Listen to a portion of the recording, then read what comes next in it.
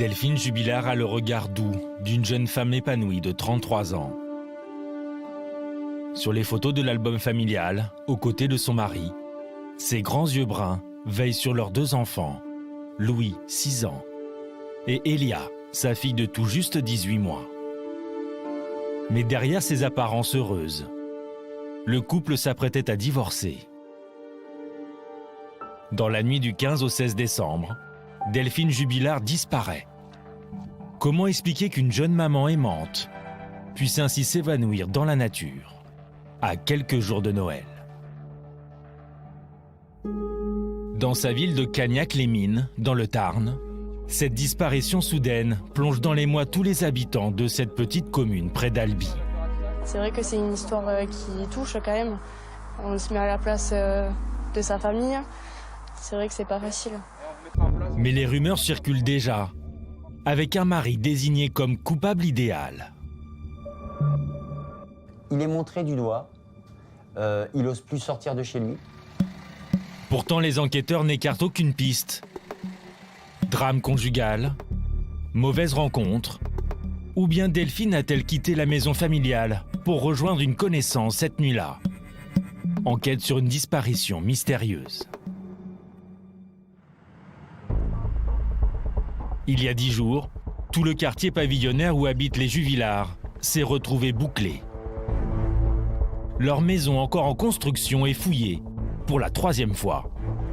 Pendant 10 heures, le moindre recoin est exploré, des objets saisis. Rien n'a encore filtré de ces dernières investigations. Bonjour madame, bonjour monsieur. Comme depuis un mois, ce couple de retraités est aux premières loges. Ils habitent la maison juste à côté. Ils connaissent bien Delphine et Cédric Jubilard depuis des années. Vous habitez ici depuis longtemps? 8 ans, on est rentré dans la 8e année et eux 7 ans. Voilà. On a vu les enfants grandir. Louis il est né là. C'était pour la naissance, les anniversaires, on était toujours présents. De toute façon, ils nous appelaient Papy Michel et Mamie Olga. D'après eux, des voisins ne posant aucun problème. Bon, comment ça se passait le couple, j'en sais rien. En façade, ça se passait bien. Après, mais nous, j'ai jamais entendu crier, même le gosse se plaindre de papa, de maman. Plus le temps passe, plus on a de soucis pour elle. Donc après, on pense à l'intervention d'un tiers. Le tiers, qui sait, le mari, le copain, une rencontre sur Internet, on ne sait rien. Michel arrive d'autant moins à comprendre que ce soir du 15 décembre, il a veillé tard. Et comme d'habitude pour lui, rien d'anormal. Il n'a entendu aucune dispute. Je suis sorti à minuit moins le quart, sorti de la chienne. Bon, j'ai vu la lumière allumée, mais je ne sais pas s'il y avait du monde. Hein. Je ne peux pas affirmer qu'ils étaient là. Et après, bon, dans la nuit, j'ai entendu des chiens. Je ne peux pas vous dire si c'était 2 h du matin ou 6 h du matin. Alors que s'est-il passé dans la nuit du 15 au 16 décembre? Il est 23 h quand Cédric Jubilard affirme être parti se coucher. Il ne constate la disparition de son épouse qu'à 4 h du matin, quand sa fille de 18 mois s'est mise à pleurer. Qu'a-t-elle pu faire durant ces 5 heures de temps? Delphine Jubilard serait sortie de la maison avec une doudoune blanche, sans ses papiers, n'emportant que son téléphone portable. Est-elle partie faire une balade nocturne après une insomnie? Infirmière, elle venait d'enchaîner 3 nuits de suite. Ou bien avait-elle rendez-vous avec un amant? Mais autour de la maison, ni empreinte de pas, ni relevé de pneus. Delphine s'est évaporée dans les rues de ce quartier pavillonnaire. Qui a-t-elle pu croiser? À 6 h du matin, ne parvenant pas à joindre sa femme, Cédric Jubilard alerte la gendarmerie. Pourtant, le téléphone portable de la jeune femme borne encore dans les environs pendant quelques heures, avant de s'éteindre sans être localisé. Dès le lendemain, des drones survolent la zone. D'importants moyens de recherche sont déployés. Une centaine de militaires et de gendarmes quadrillent un périmètre de 5 km. Des nageurs aussi, sondent lacs et étangs. On prend l'extrémité puis on va tourner le long. Allez, c'est parti. Des recherches et une enquête menée en porte-à-porte. Bonjour, on vient dans le cadre de la disparition. Oui. Vous avez rien remarqué d'anormal? Oui. Est-ce que vous avez un puits sur votre propriété ou pas? Ah non. Vous n'avez pas de puits? Il n'y a pas de puits. On recherche également le téléphone portable. Mais aucun indice probant n'est relevé. Même les chiens pisteurs perdent rapidement la trace de Delphine Jubilard à 200 mètres de la maison. À ce croisement marqué par un stop, est-elle montée en voiture avec une connaissance ou bien a-t-elle été enlevée par un rôdeur? Depuis un mois, les proches de Delphine se murent dans le silence, témoignant leur inquiétude par de rares photos sur les réseaux sociaux. La même onde de choc traverse aussi la clinique Claude Bernard, à Albi. Delphine Jubilard travaille ici depuis 10 ans en tant qu'infirmière. Bonjour Sabine. Bonjour Monsieur Burdin, il y a un problème avec le standard. Oui. On est en train de le régler. C'est Guillaume Burdin, le directeur de la clinique, qui l'a recruté. Il l'a toujours vu s'investir dans son métier d'infirmière. Donc là, on va où? Là, on va au 4e étage de l'établissement, qui est le service de médecine polyvalente et chirurgie. Et c'est là où elle travaillait? C'est là où elle travaille. Impossible pour lui de parler d'elle au passé. Bonjour. Impossible également pour les collègues infirmières. Elles sont toujours en état de choc. Guillaume Burdin est le seul à avoir accepté de nous accorder quelques instants. Elle manque au service? Absolument. C'est une infirmière professionnelle, engagée, et elle a été parfaitement intégrée à l'équipe. Le 16 décembre, ça a été la sidération la plus complète. Tout le monde était très inquiet, extrêmement surpris. Voilà, Delphine avait une projection sur la période des fêtes qui allait arriver. Voilà. Sidération parce qu'aucun signe avant-coureur éventuel et personne ne comprend. Pour le directeur et l'équipe d'infirmières, il y aurait donc bien une piste à écarter, celle d'une disparition volontaire. C'est aussi le sentiment des enquêteurs.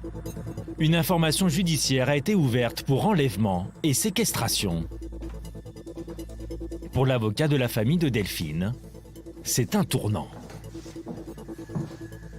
Là, c'est un moment fort, puisque c'est le moment où on décide d'ouvrir une procédure d'instruction criminelle. Ça veut dire que le dossier est criminalisé, un rôdeur, mauvaise rencontre, une rencontre qu'elle aurait faite. On a ce sentiment ambivalent d'une enquête qui est très exhaustive, mais qui en même temps n'a rien donné pour l'instant. Nous n'avons que les déclarations de son mari, qui nous décrit une situation que rien ne peut confirmer ou infirmer à ce stade. Alors pour l'heure, tous les regards se tournent vers Cédric Jubilard. Son mari, son amour de jeunesse aussi. Ils se sont rencontrés à l'âge de 19 ans, filant la parfaite romance. Comme en témoigne ce montage vidéo réalisé par Delphine. Avec des voyages. Un bonheur familial à venir. Mais aujourd'hui en friche, à l'image de leur maison. Jamais finie. Elle n'a plus rien d'un jardin d'Éden. Le couple a des problèmes d'argent. Lui, peintre auto-entrepreneur dans le bâtiment, ses affaires ne tournent plus rond. Elle se plaint d'être la seule à rapporter un salaire fixe. Sont ces problèmes financiers qui minent leur relation. Delphine fréquente un autre homme depuis plusieurs mois. Le couple, du reste, est en instance de divorce. Dans le village de Cagnac-les-Mines, Cédric fait figure de coupable idéal. Alors depuis un mois, il s'est réfugié avec ses enfants chez sa mère, dans une commune voisine. Rares sont ses amis à continuer de le soutenir. Super. Mais c'est le cas de Ange. Lui garde le lien par téléphone et messagerie. Il a même créé une page de soutien.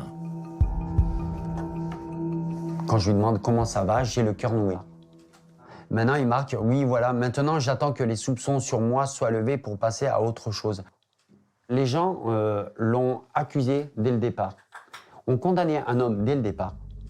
Et aujourd'hui, je me suis dit, cet homme, il a besoin de soutien. Pour Ange, il est impossible que Cédric puisse passer d'époux trompé à meurtrier. Au sein du couple, la page était en train de se tourner, sans tension. Cédric était au courant. Comme Cédric a dit, ça fait des mois que ça bat de l'aile, mais c'est pas pour autant qu'on allait s'arracher les cheveux. Et il a tout à fait raison. Pourquoi se prendre la tête? Ça va pas, bon, eh ben, on va se séparer, voilà. Moi, mon point de vue, je vois un homme fatigué de la situation actuelle. Il est montré du doigt, comme l'affaire Daval, comme ils disent tous. Il n'ose plus sortir de chez lui. Il a peur qu'on essaye de s'en prendre à lui, mais qu'involontairement, on s'en prenne à ses enfants. Car sur la toile, c'est une déferlante de haine et d'accusations sans preuve. Je vous parie que c'est le mari qui l'a fait. Il met du temps à prévenir la police, le temps de cacher le corps. Elle voulait divorcer, il ne l'aurait pas supporté. C'était écrit d'avance, un Jonathan Daval 2.0. Quand j'ai vu l'affaire à la télé, je me suis dit, encore un mari coupable. Cédric Jubilard est une cible jour et nuit. Comme cette fois-là, alors qu'il est en pleine conversation vidéo avec Ange. Qu'est-ce que ça dit? On sait que c'est toi, fils de... Tu vas souffrir en prison. Quand vous avez une menace comme ça fait peur. J'aimerais avoir une baguette magique pour faire arrêter les dires des gens. Qu'ils soutiennent Delphine, qu'ils soutiennent la famille de Delphine, qu'ils soutiennent Pierre-Paul Jacques. Je suis d'accord, mais qu'on ne carabine pas un homme. On est en train de fusiller cet homme. Sur les conseils de Ange et de quelques proches, Cédric Jubilard s'est constitué partie civile et a pris lui aussi un avocat. Près du tribunal d'Albi, dans son cabinet, Maître Jean-Baptiste Allary attend toujours les résultats des investigations menées par les enquêteurs depuis un mois. Aujourd'hui, le dossier, il est là. Vous pouvez vous-même en constater l'épaisseur. Il y a 4 pages, donc les éléments factuels sont extrêmement minces à ce jour. Tout son travail aujourd'hui est de tenter de rassurer son client. Si je vous dis qu'il est serein, on va nous répondre, mais c'est quand même extraordinaire, voilà un homme qui est serein alors que sa femme a disparu. Si je vous dis qu'il est anxieux, on va vous dire, ben, c'est bien normal qu'il soit anxieux, il a peur que la justice lui tombe dessus. Donc, quoi qu'il dise, quoi qu'il fasse, ça sera dans tous les cas interprété et orienté contre lui. Dans la mesure où Cédric Jubilard est la dernière personne connue à avoir vu son épouse, il est normal que dans un premier temps, on se consacre sur cette hypothèse-là. À ce jour, les gendarmes ont procédé à une centaine d'auditions. Parmi elles, l'amant de Delphine, mais aussi des personnes déjà condamnées pour crimes sexuels ou crimes avec violence. À la clé, aucune garde à vue.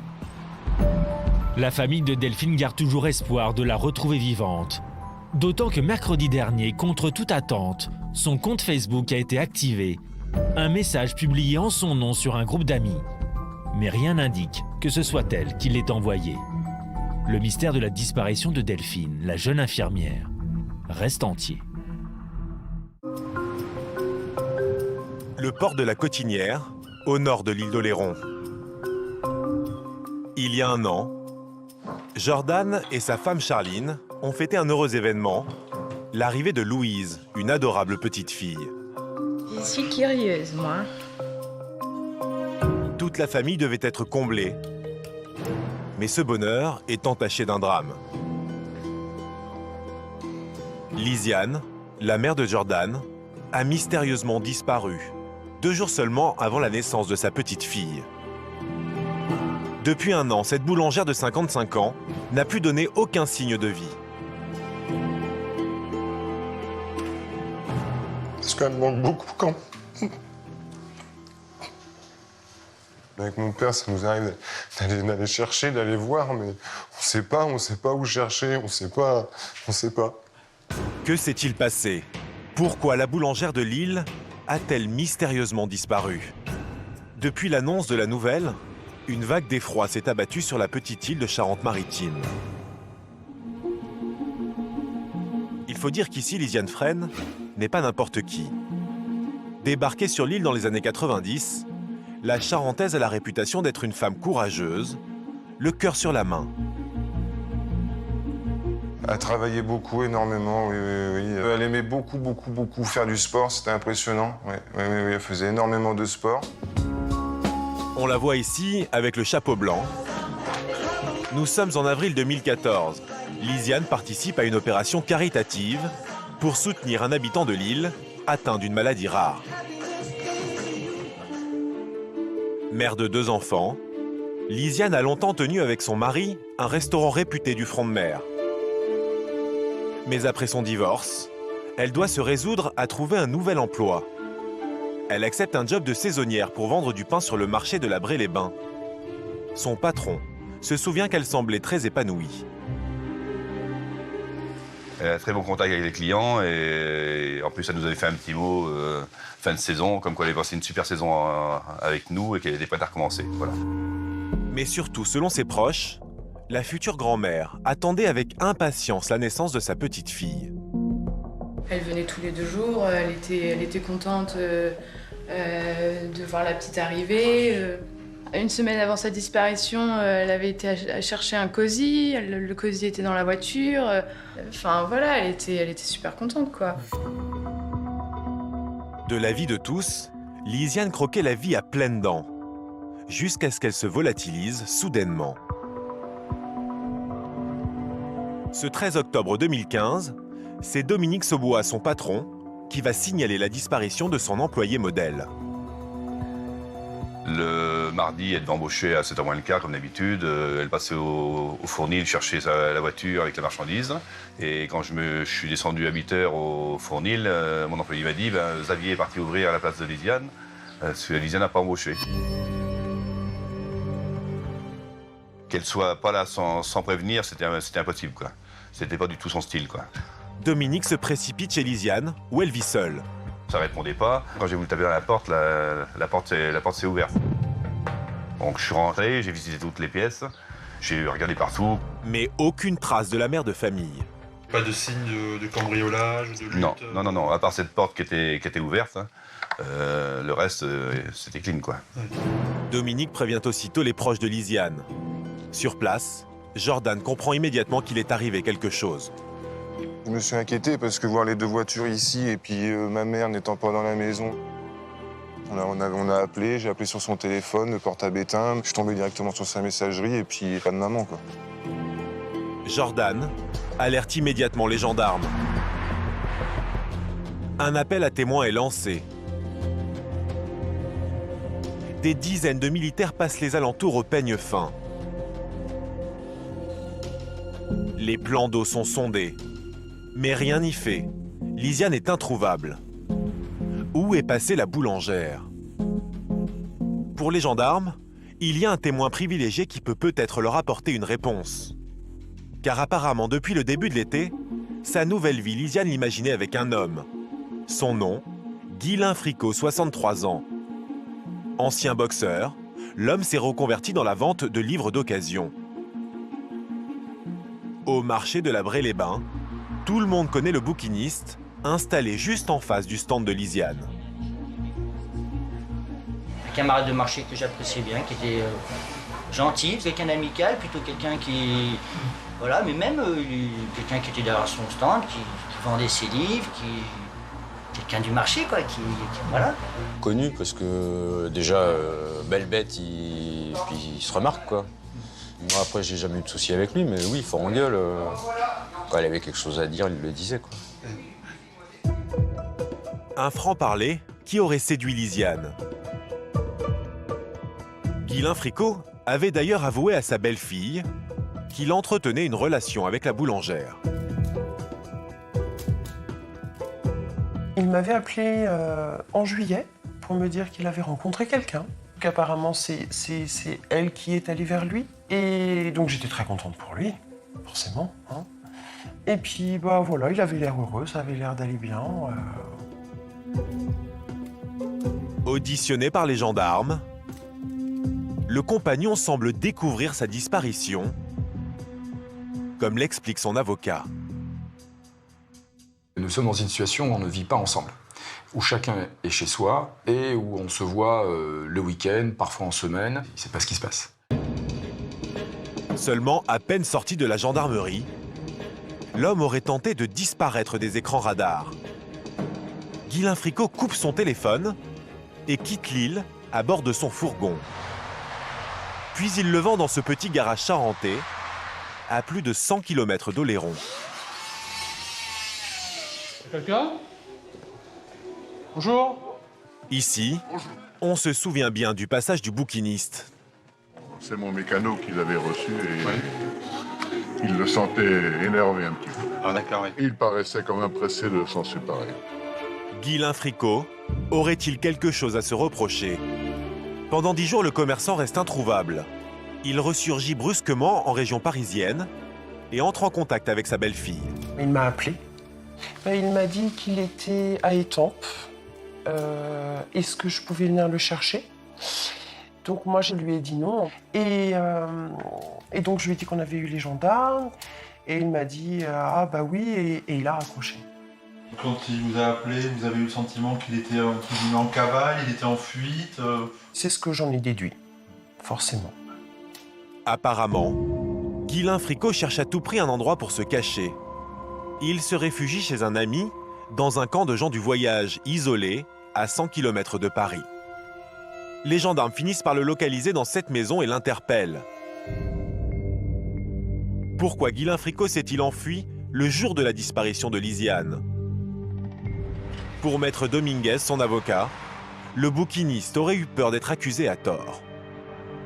C'est vrai que quand il va être entendu, là, M. Fricot, on va lui faire peur quand même, en lui indiquant qu'effectivement, voilà, s'il sait quelque chose, il faut qu'il le dise, parce que c'est le compagnon et qu'il n'est pas normal qu'il ne sache pas où aller. Donc là, il rentre dans un stress, on lui demande de rester à disposition. Il dit lui-même qu'il a un coup de panique. Et là, il s'enfuit. Selon son avocat, Guylain Fricot n'a pas cherché à semer les gendarmes en se débarrassant de son fourgon. Vous ne trouvez pas que c'est un peu troublant de vouloir se séparer de ce véhicule? Si vous n'avez pas de liquidité et que vous disparaissez, à un moment donné, je pense que vous cherchez à en avoir. Au tribunal de La Rochelle, Guylain Fricot clame son innocence. Mais le juge d'instruction n'est pas convaincu. L'homme est mis en examen pour enlèvement et meurtre. Il est placé en détention provisoire. Guylain Fricot aurait-il eu une raison d'enlever et de tuer Lisiane? Selon ses proches, en réalité, Lisiane considérait cette relation comme une aventure sans lendemain. En aucun cas, elle nous l'a présenté, même comme un ami, comme rien du tout. Elle m'a même pas dit, voilà, il s'appelle un tel, enfin rien. On savait pas son nom, c'est les gendarmes, moi, qui m'ont dit son nom et son prénom, hein, sinon je le savais pas. Voilà, c'est ça.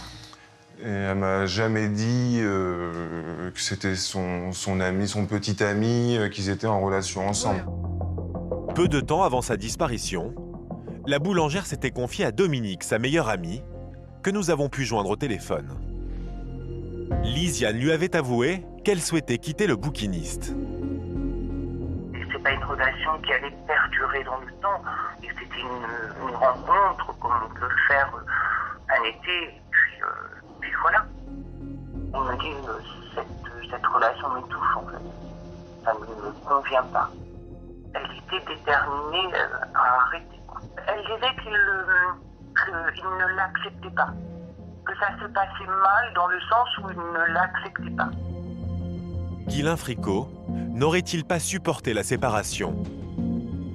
L'ancien boxeur aurait-il pu la tuer au cours d'une dispute qui aurait mal tourné? Pour la belle-fille du suspect, cette hypothèse est absurde.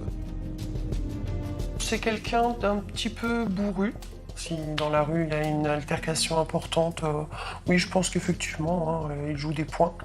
Après, bousculer une femme, non. Moi, je suis certaine que voilà, il est vraiment innocent, il n'a pas pu faire de mal à cette femme. Alors ça, je le crois dur comme fer. Mais les enquêteurs vont faire une découverte inquiétante. Le suspect vivait dans ce mobil-home, non loin de chez Lisiane. À l'intérieur, les gendarmes retrouvent des taches de sang. Les analyses ADN révèlent qu'il s'agit bien de celui de Lisiane. Selon le parquet de La Rochelle, ces traces constituent des éléments matériels accablants. Mais pour l'avocat de l'accusé, elle ne modifie en rien sa position dans cette affaire. Oui, il y a du sang de Lisiane, mais c'est pas des quantités extraordinaires. D'ailleurs, c'est pas une scène, entre guillemets, qui puisse être décrite comme étant une scène de crime. On pourrait imaginer une scène de crime, etc. Non, c'est pas du tout ça. Ce qu'il dit de façon certaine, c'est que c'était sa compagne et qu'il n'avait aucune raison de lui faire du mal et que voilà, qu'il est innocent de ce qu'on lui reproche.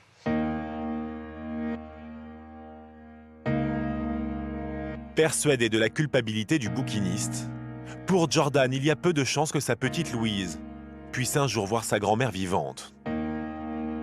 Si des personnes savent des choses et ont vu des choses, oui, qui parlent, que je vois là, comme je dis, que je puisse retrouver ma mère, que je puisse l'enterrer dignement parce qu'elle ne méritait pas du tout ça, et que je puisse expliquer aussi à ma fille ce qui s'est passé. Et d'ailleurs, je garde tous les articles de presse pour lui expliquer quand elle sera un petit peu plus grande, voilà ce qui s'est passé et pourquoi elle connaîtra jamais sa grand-mère. Voilà, ce que j'ai envie, c'est qu'il me la redonne et que voilà, que je puisse l'enterrer, que je puisse aller la voir quand j'ai envie d'aller la voir et tout ça, quoi. Les gendarmes sont toujours à la recherche de la disparue d'Oléron. L'instruction est en cours. Guylain Fricot attend de savoir s'il sera renvoyé ou non devant la cour d'assises.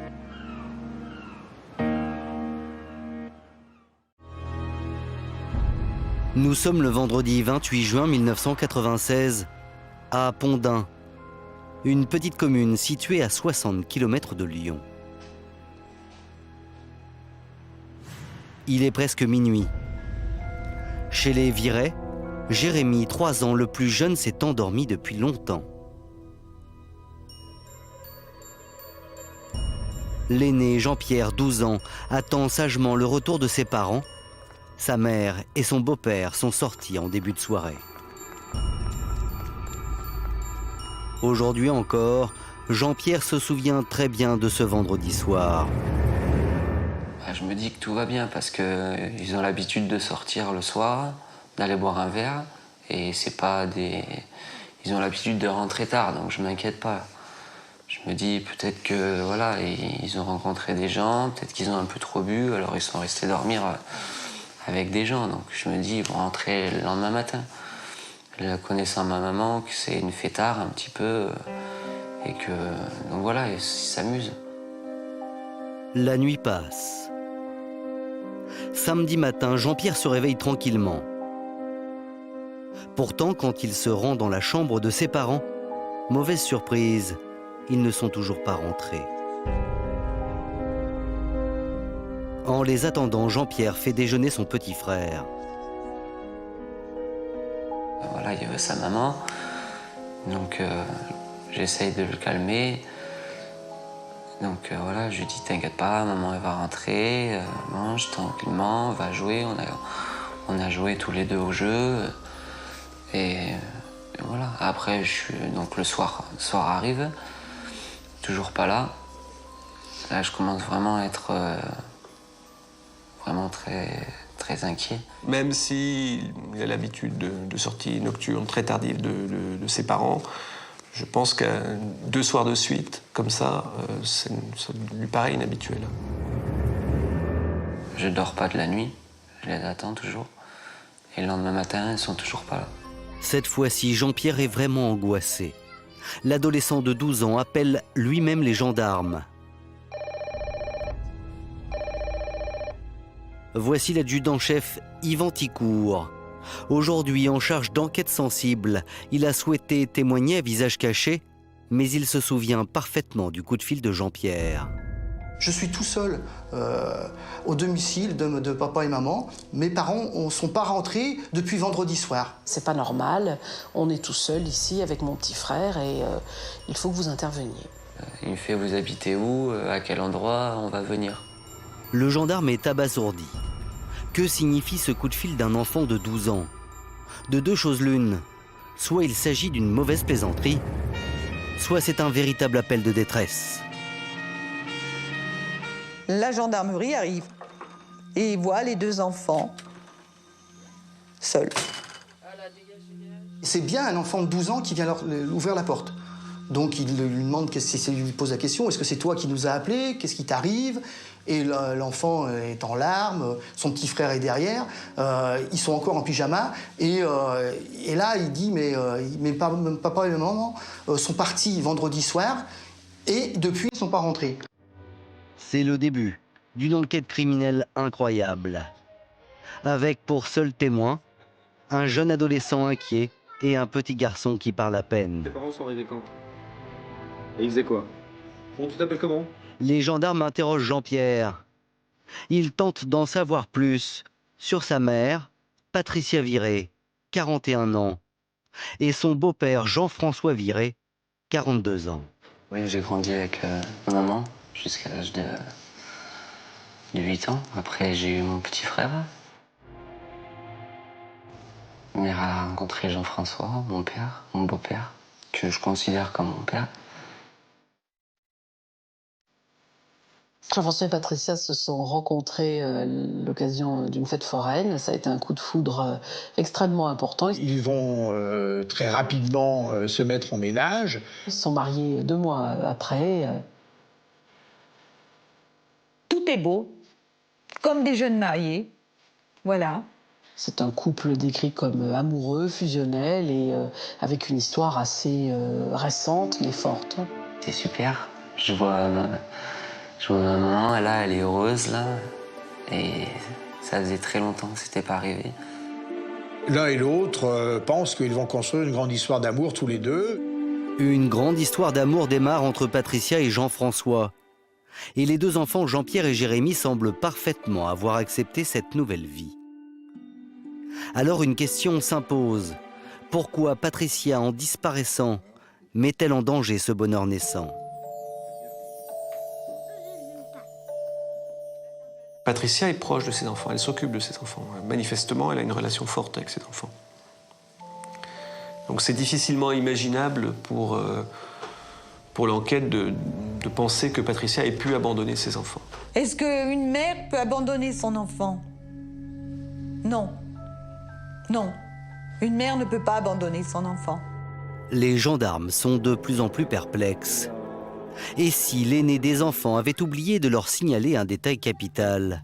Mais tu peux dire n'importe quoi.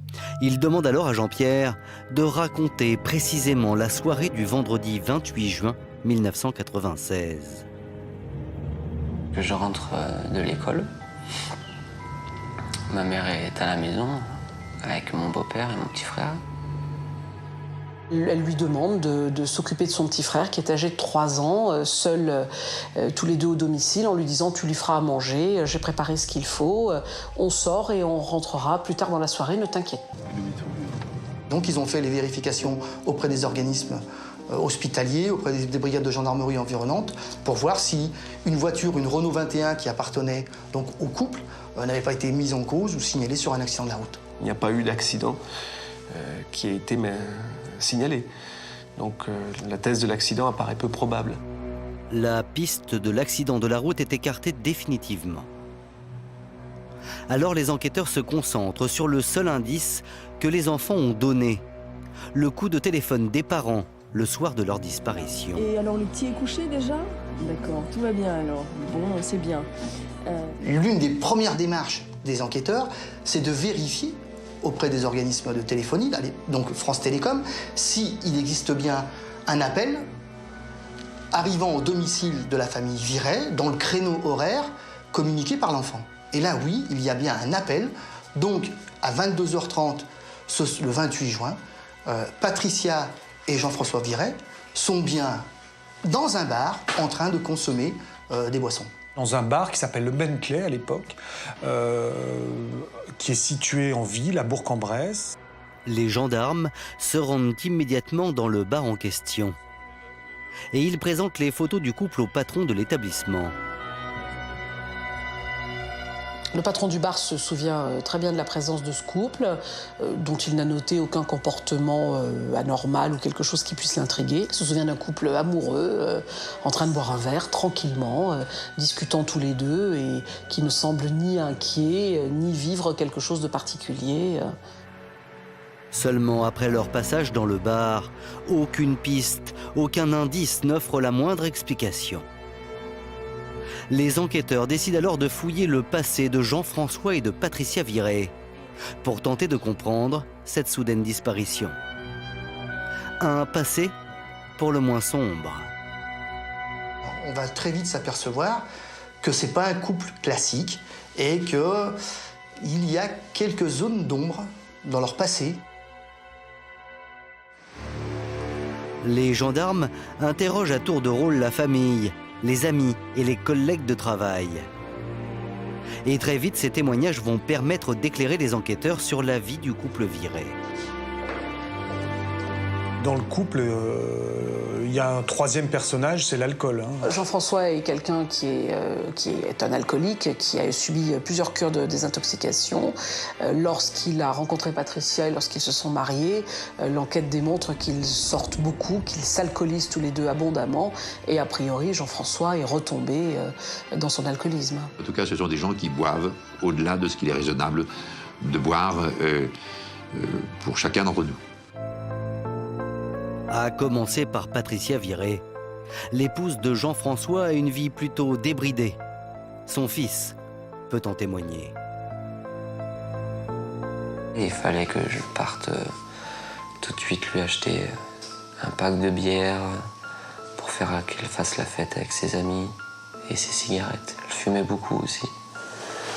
Elle avait ses défauts, ses vices. Elle avait aussi quelques fréquentations qui laissaient apparaître qu'elle avait des mœurs un peu légères. C'est une femme qui a une vie, on peut dire, un peu dissolue. Un petit peu délurée. On sent bien poindre l'alcool, une sexualité débridée, enfin, disons, en marge un peu des normes sociales. On n'est pas en présence d'une famille normale. Tout est atypique. Quant à Jean-François Viré, c'est un homme qui peut être violent. L'enquête va démontrer que Jean-François Viré, c'est pas le mari idéal. Un personnage qu'on décrit comme très porté sur la boisson, avec des accès de colère. Quand il a bu, il est incontrôlable, c'est tout.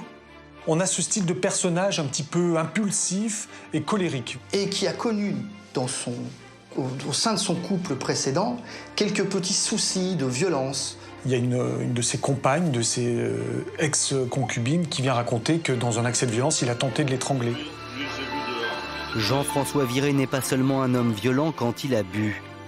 Par le passé, il a commis plusieurs délits, comme le montre ici son casier judiciaire. Vol de véhicule, escroquerie à l'assurance, violence physique. Jean-François Viré est un délinquant confirmé. Et il y a un trait particulier dans la personnalité de Jean-François Viré qui pourrait bien expliquer la thèse d'un crime passionnel. L'homme est jaloux. Il est d'une jalousie maladive, omniprésent, il vérifie ses faits et gestes, ce qu'elle a pu faire ou dire, et ça crée dans le couple un climat de tension et de mésentente très fort. Du coup, les enquêteurs privilégient la piste d'une violente dispute entre Jean-François, le jaloux, et sa femme. Dispute qui aurait mal tourné.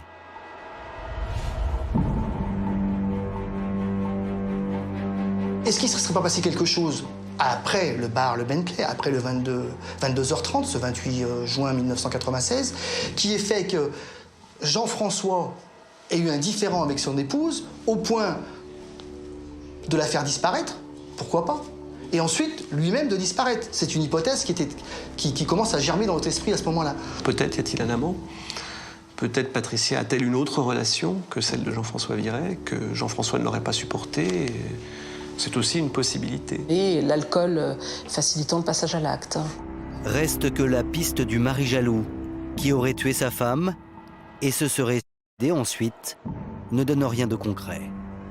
C'est une nouvelle impasse pour les gendarmes.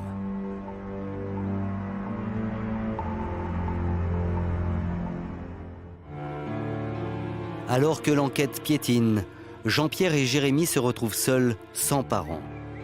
Le juge d'instruction place alors les deux garçons à la maison de l'enfance de Bourg-en-Bresse. Je comprends pas pourquoi je suis là, donc je sais pas pourquoi je suis là déjà.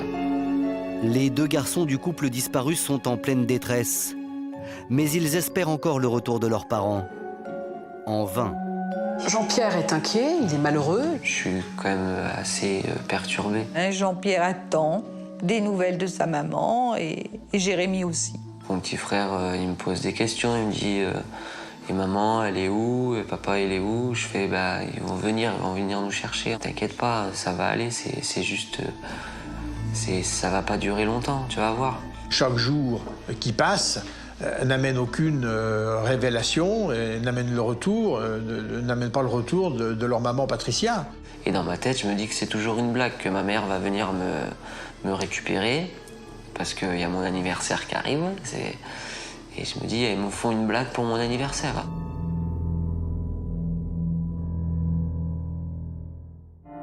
Le temps passe. Depuis maintenant 2 mois, le couple Viré a disparu et on est toujours sans nouvelles d'eux.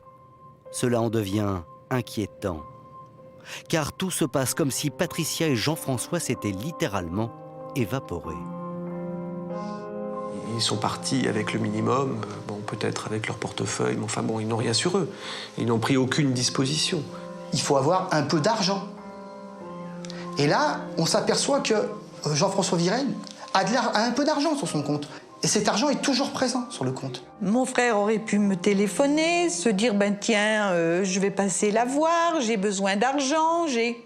Rien. Signe de vie de personne. Alors là, c'est inquiétant. C'est vraiment une disparition complète. Il ne donne aucun signe de vie. Non, il y a quelque chose. Il y a quelque chose de pas clair. Sans indice, sans aucune piste sérieuse, les enquêteurs décident de jouer le tout pour le tout. C'est leur dernière carte. Ils vont médiatiser l'affaire et cela va marcher. Le juge et les enquêteurs vont prendre une décision. Ils vont essayer de rendre publique cette affaire en décidant un appel à témoins. On se dit la seule possibilité, c'est qu'on soit passé à côté de quelque chose. Et donc, on va faire appel à la presse. Et c'est là que, pour la première fois, on m'explique la disparition de ce couple, parti de chez lui un soir, qui a téléphoné, qui a laissé 2 enfants à la maison et dont on ne sait rien depuis plus de 2 mois, quoi. Donc là, moi-même, tant que journaliste dans les faits divers, je me dis que là, il y a vraiment un problème. C'est comme ça qu'au mois d'août, paraît dans le Progrès dans l'Ain, un article sous le titre « Un couple se volatilise entre Bourg-en-Bresse et Pondin ». Un article est publié invitant les éventuels témoins à fournir des renseignements à la gendarmerie de Bourg, à la brigade des recherches départementales, concernant le couple lui-même et le Renault 21. Suite à cet appel, coup de chance extraordinaire, un témoin sérieux va se manifester. Effectivement, à la lecture de l'article, des témoins, et notamment un témoin va se signaler. Et là, un appel téléphonique aboutit en nous disant « Mais une Renault 21, mais une Renault 21 grise, mais il y en a une dans les Gravières, ça fait plus d'1 semaine que je la vois, elle est au fond de l'eau, aux Gravières d'Ambronay. » L'espoir renaît du côté des gendarmes. La Gravière d'Ambronay est un lieu isolé qui sert de dépôt de remblai entre Bourg-en-Bresse et Pondin. C'est surtout un endroit à mi-chemin entre le domicile du couple Viré et le bar où ils ont été vus pour la dernière fois.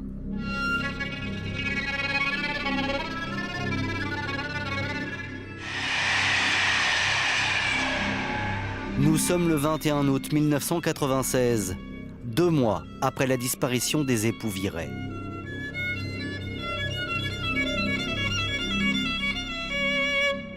Immédiatement, les gendarmes se rendent sur place. Les services de gendarmerie et pêche, les sapeurs-pompiers, les plongeurs. Et là, on regarde. Dans ce plan d'eau, il y a une voiture immergée, qui est une Renault 21. Dont on ne peut pas lire les plaques d'immatriculation.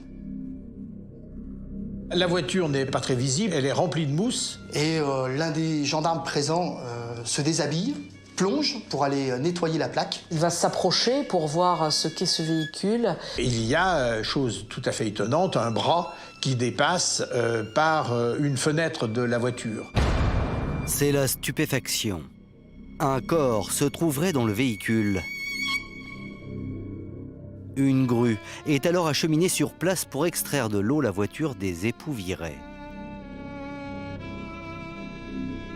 On décide évidemment de sortir le véhicule de la Gravière. Et le corps qui est censé être à l'intérieur. La voiture va être extirpée du plan d'eau. Et ils vont la remonter tout doucement. Et on va avoir ce spectacle, j'allais dire macabre et complètement saisissant. On distingue très nettement un bras, puis plus la voiture se vide, et on va découvrir qu'il n'y a pas un cœur à l'intérieur, mais 2 corps. une scène d'horreur véritable. À ce moment-là, les gendarmes n'ont plus aucun doute. C'est la Renault 21 du couple. À l'intérieur, un homme et une femme. Ils ont la confirmation. Ils savent qu'à ce moment-là, ils ont retrouvé le couple qui est décédé. Le mystère de la disparition des époux Viré est enfin élucidé. Reste à savoir les circonstances de leur mort.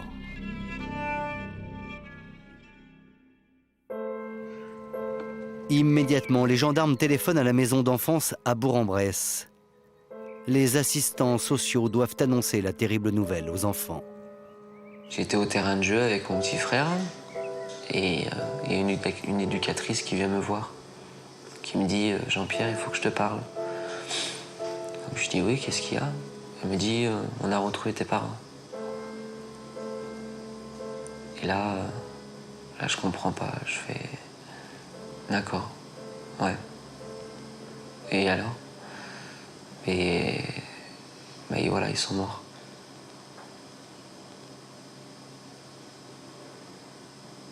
Et là, je sais pas quoi dire, là.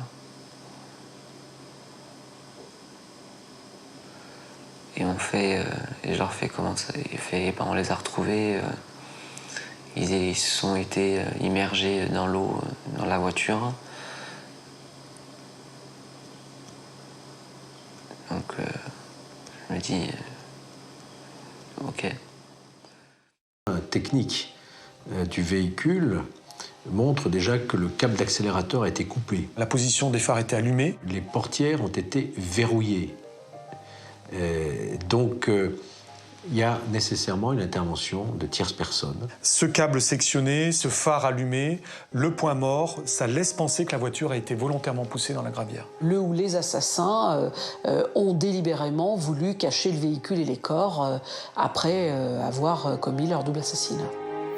Seulement, pour les enquêteurs, la tâche s'annonce difficile, car les corps ont séjourné près de 2 mois dans l'eau, et du coup, il n'y a plus aucune trace exploitable.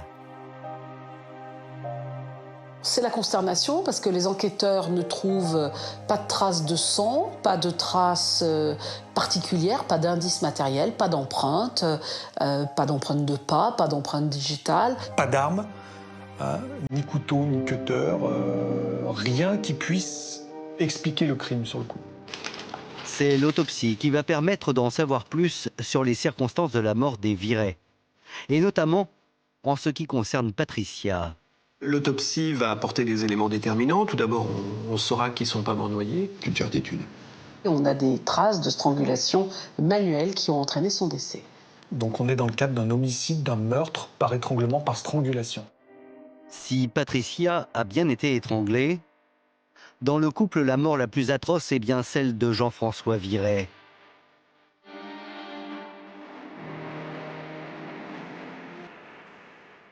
On était dans la stupéfaction, là on va rentrer, on va basculer dans l'horreur. Et il est mort d'hémorragie. Il s'est vidé de son sang. Et l'hémorragie a été provoquée par un geste, par une blessure qui n'est pas une blessure ordinaire, puisqu'il s'agit d'une émasculation. Le sexe de Jean-François Viré a été coupé à hauteur de 3 cm plus un testicule.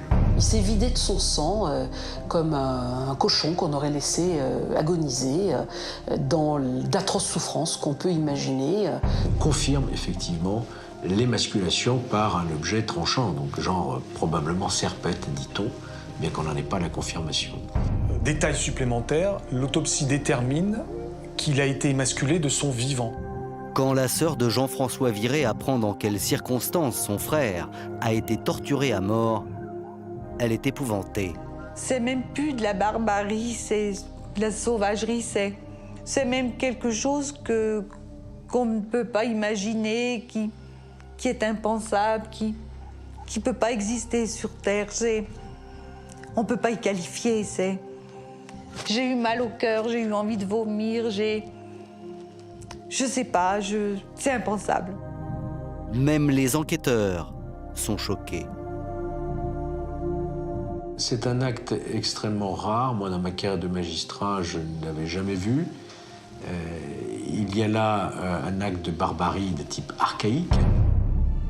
Après l'insoutenable, c'est l'heure des questions et des interprétations sur cette émasculation. Car cet acte de torture a forcément une signification bien particulière. L'auteur connaissait forcément sa victime et a voulu se venger. On veut se venger d'une relation avec une femme. C'est un geste de punition. Et on punit par là où on a péché.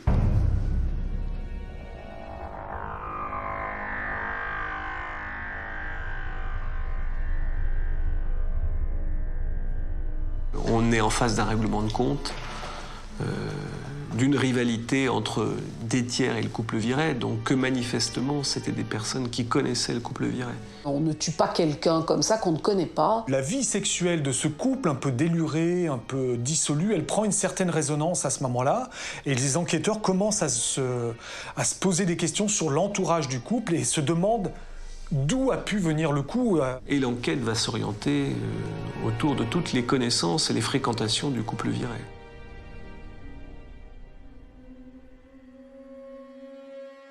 Et c'est en fouillant à nouveau dans le passé de Jean-François Viret que les enquêteurs vont découvrir un événement apparemment anodin, mais qui va permettre à l'enquête de faire un bond capital.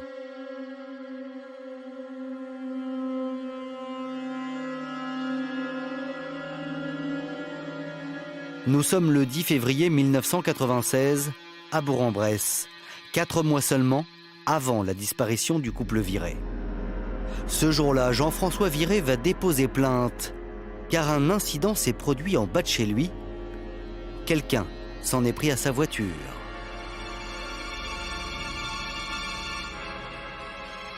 Un voisin vient les prévenir, comme quoi il y a un individu qui est en train, vraisemblablement d'ailleurs un individu en ivresse, complètement ivre, qui est en train de saccager leur voiture. Donc Jean-François descend immédiatement, suivi par Patricia. Immédiatement, une bagarre éclate en pleine rue entre les deux hommes. Soudain, tout dégénère car 2 autres personnes viennent s'en mêler.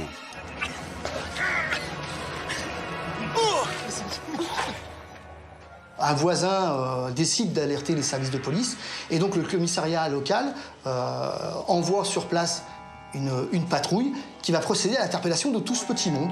Donc sont interpellés sur les lieux Patricia Viret, Jean-François et 3 individus. L'identité des 3 agresseurs est révélée. Le premier s'appelle Thierry Marot. C'est lui qui, ivre, a saccagé la voiture de Jean-François Viret. Le deuxième se nomme Bruno Pribanic. Lui est resté un peu à l'écart pendant la bagarre. Quant au troisième homme, Jean-François Viret le connaît bien, et Jean-Pierre, son fils, aussi. C'était l'ex-petite amie à ma mère. Qui s'appelle Pascal Spiteri. Pascal Spiteri a été l'amant de Patricia pendant 4 ans, juste avant qu'elle ne rencontre son futur mari Jean-François Viret. Les enquêteurs tiennent enfin une piste. Et si l'ex-amant avait voulu se venger de son rival? Pascal Spiteri reproche à Jean-François de lui avoir volé Patricia. À cet instant de l'enquête, on a un mobile de meurtre. Pascal Spiteri n'a pas seulement une bonne raison de vouloir éliminer Jean-François Viret, il en a aussi le profil. Un homme violent, mais surtout un homme extrêmement jaloux. C'est vrai que les enquêteurs vont penser que, notamment, les faits d'émasculation peuvent parfaitement correspondre avec la haine féroce que semble vouer Pascal Spiteri vis-à-vis de Jean-François Viret. L'enquête s'oriente immédiatement, et j'allais dire quasi exclusivement à compter de ce moment, sur la piste passionnelle.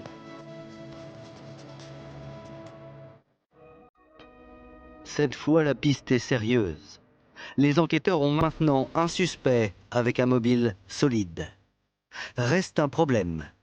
Pascal Spiteri, l'ex-amant, n'a peut-être pas agi seul.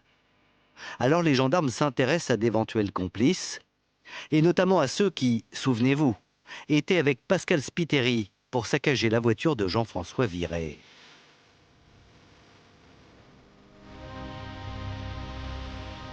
On va constater que, ce qu'on ne savait pas jusque-là, que Spiteri travaille dans la même société que Pribanik, que Marot y travaille aussi depuis, je crois, 18 mois. Ils se voient régulièrement, ils sont copains en dehors de leur boulot. Manifestement, il y a un lien d'amitié proche entre Pascal, Bruno et Thierry. Si les trois hommes se connaissent, c'est bien Pascal Spiteri, l'ancien amant, qui apparaît comme le chef du trio.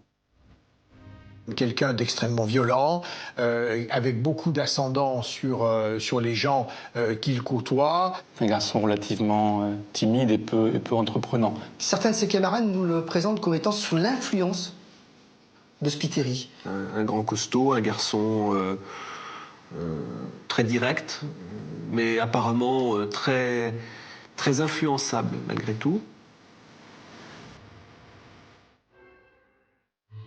Le 10 septembre 1996, les enquêteurs sont persuadés d'avoir identifié le trio responsable de la mort des époux Viret. Thierry Marot, Bruno Pribanik et Pascal Spiteri vont être interpellés.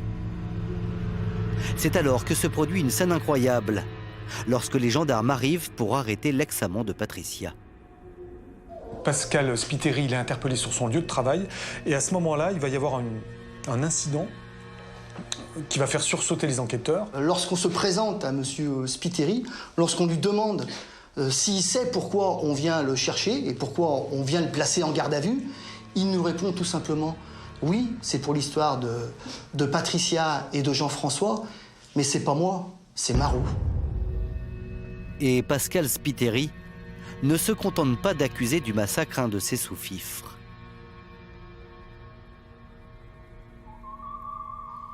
Il indique aux gendarmes qu'il manque quelqu'un à l'appel. Un quatrième homme. Ce soir-là, 4 hommes auraient donc participé au double meurtre. Il va indiquer aux enquêteurs qu'il n'était pas seul, qu'ils étaient 4, qu'il y avait lui, bien sûr, qu'il y avait Pribanik, qu'il y avait Marot, et puis qu'il y avait un beau-frère, un proche de Marot, un certain Félix. 4 hommes pour tuer le couple Viret. Mais quel est le rôle de chacun? Une fois de plus, c'est le chef de la bande qui raconte sa version aux gendarmes.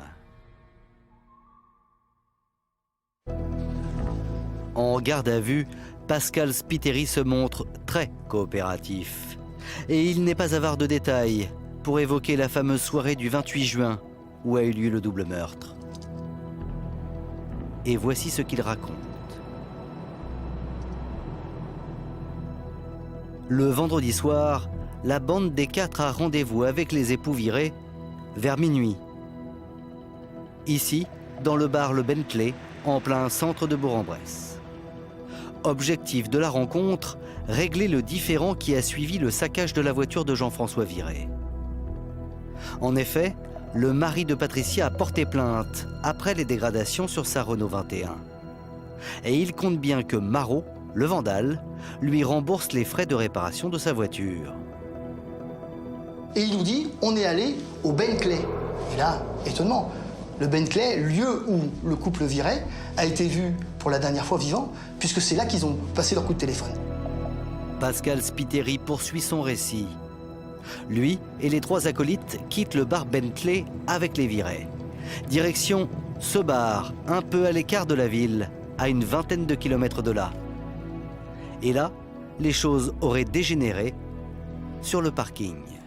Marot en serait venu aux mains avec Jean-François Viret parce que Marot ne pouvait pas payer les dégâts occasionnés à la voiture. Patricia pleure, crie en voyant son mari se faire sauvagement agresser.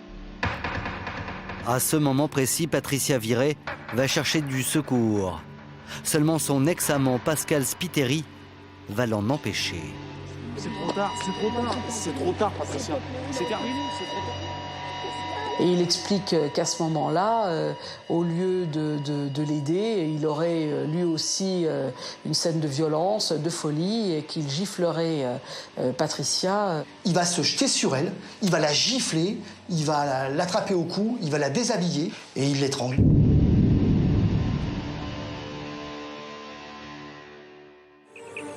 Puis, la bande des 4 file en direction de la gravière d'Ambronay. Dans la voiture, Patricia est déjà morte. Mais Jean-François Viré, lui, est inconscient. C'est à la gravière qu'aurait eu lieu la scène horrible. Là, Marot va devenir complètement fou et il va baisser le pantalon de Jean-François, qui est apparemment à moitié évanoui sous les coups qu'il a reçus au préalable. Félix aurait tenu Jean-François Viré un peu groggy. Spiteri dit « J'ai vu Marot sectionner le bas entre les jambes de Jean-François ».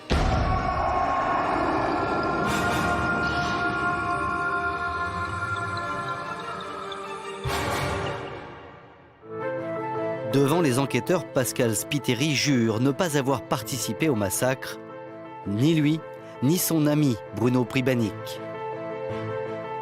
Spiteri et Pribanic sont des spectateurs atterrés de la scène. C'est-à-dire qu'ils n'interviennent pas, mais ils sont complètement, au dire de Spiteri, dépassés par la situation, totalement devenus incontrôlables.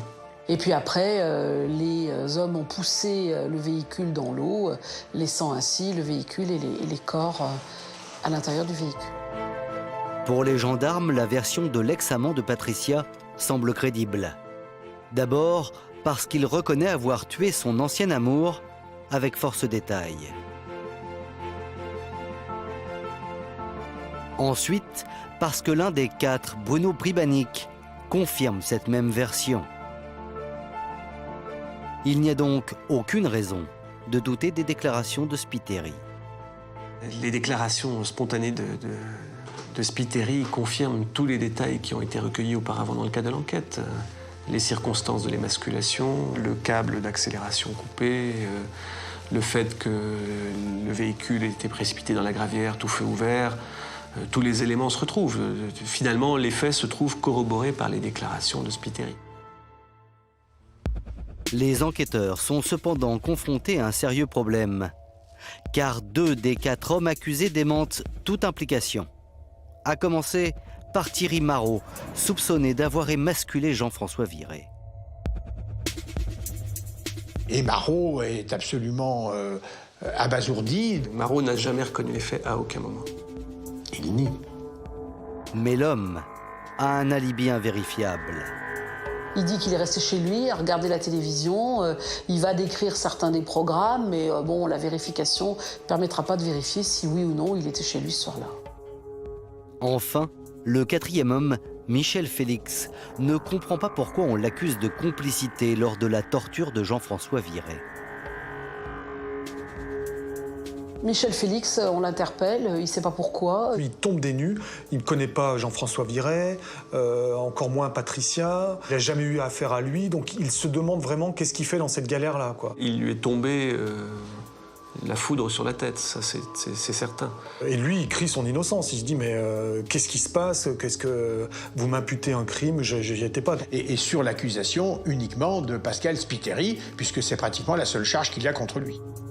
Pour tenter de se défendre, Michel Félix explique qu'il était chez lui en train de préparer une pêche à la grenouille, un alibi bien maigre aux yeux des enquêteurs.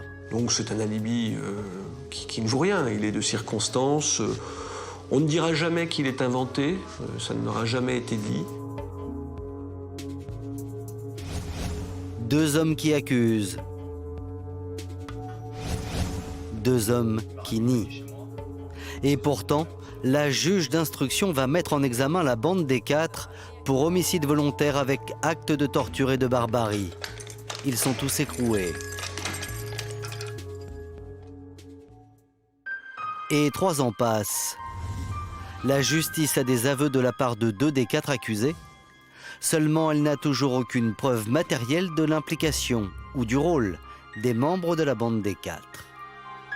Et les choses vont se compliquer car un coup de théâtre se produit. Pascal Spiteri revient sur ses aveux. Maintenant, il dit ne jamais avoir participé au massacre. Monsieur Spiteri va se rétracter et dire qu'il a tout inventé. Et que tout ça est le fruit de son imagination. Et qu'en fait, il n'a jamais été présent au pub de Noirfontaine, jamais été présent au Gravière ce soir-là, et qu'il avait tout imaginé. Dorénavant, ils ne sont plus 2, mais 3 à clamer leur innocence. Aux assises, tout reposera sur un seul homme qui lui maintient ses aveux, Bruno Pribanic. Le procès s'ouvre le 21 juin 1999 à la cour d'assises de l'Ain, à Bourg-en-Bresse. C'est le procès d'un crime archaïque commis dans des circonstances particulièrement sordides. C'est un procès très attendu. Une atmosphère extrêmement lourde, extrêmement tendue. C'est une fournaise judiciaire à ce moment-là, vraiment. Face au box où sont assis les 4 accusés, les familles de victimes attendent la vérité. Je me sens un soulagement. Je me suis dit, ça y est, je fais mon deuil. J'ai des coupables. Je saurai pourquoi, comment. Dans le prétoire, il y a 2 absents. Les 2 enfants du couple viré, Jean-Pierre et Jérémy, son petit frère. Pour eux, l'épreuve est trop difficile. J'ai pas envie de voir Pascal Spiteri en face. Parce que j'ai de la haine contre lui, en fait. Et pourtant, ce n'est plus sur Pascal Spiteri que repose l'accusation, puisqu'il s'est rétracté,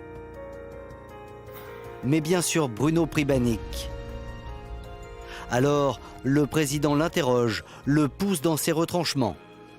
Dans un premier temps, Pribanic explique qu'il était bien là, le soir des faits. Simple spectateur, il dit avoir vu Spiteri étrangler Patricia Viret. Puis, avoir vu Thierry Marot, aidé de Michel Félix, émasculer le mari.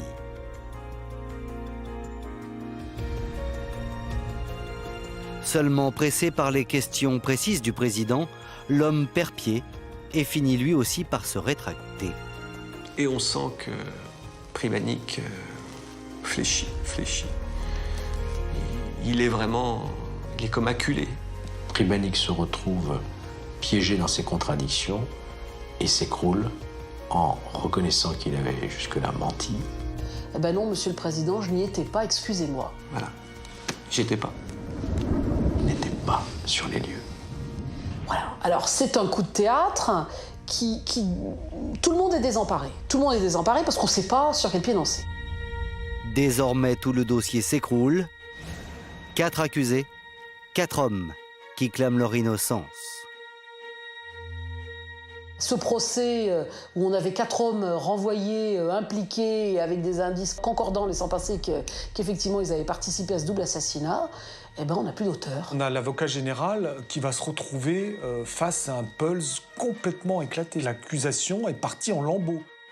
Que reste-t-il du dossier? Pas d'éléments matériels, pas de traces, pas d'empreintes. Il y avait ces accusations s'effondrent, le procès explose.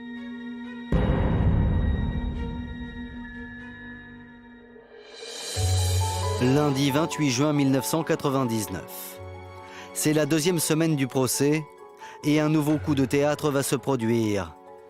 Le président diffuse des écoutes téléphoniques où la femme de Bruno Pribanic évoque auprès de sa sœur la présence de son mari lors du double meurtre.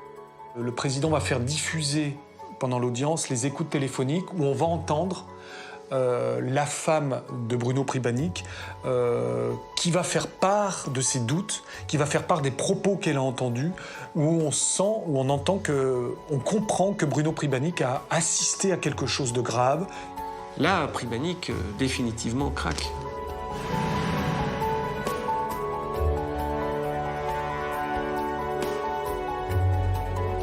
Bruno Pribanic va créer un nouveau coup de théâtre en disant « ben oui, finalement j'y étais ». Ça va provoquer l'émoi et les réactions dans la salle qu'on imagine. À l'écoute de ces enregistrements, Bruno Pribanic fait à nouveau marche arrière. Il était bien présent sur les lieux du crime. Seulement cette fois, il donne une nouvelle version du drame. Il explique qu'il n'y a qu'un seul coupable sur les 4 accusés, c'est Pascal Spiteri, le cerveau du massacre. Il va se mettre à charger Spiteri, qui a tout organisé, que c'est Pascal Spiteri qui a tout fomenté, et que lui, Pribanik, il n'a fait que l'aider.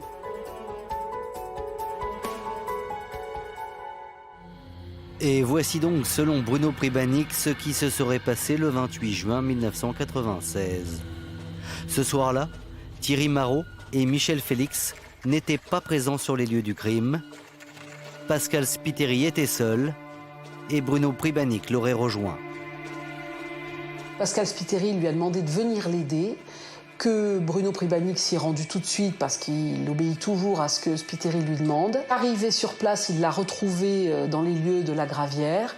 Il a constaté que Patricia et Jean-François étaient morts. Il n'a pas trop demandé d'explications à Pascal Spiteri, qu'il a compris la situation, qu'il a en fait aidé son ami à dissimuler les corps et à pousser surtout le véhicule dans la Gravière parce qu'un homme tout seul ne pouvait pas pousser seul le véhicule.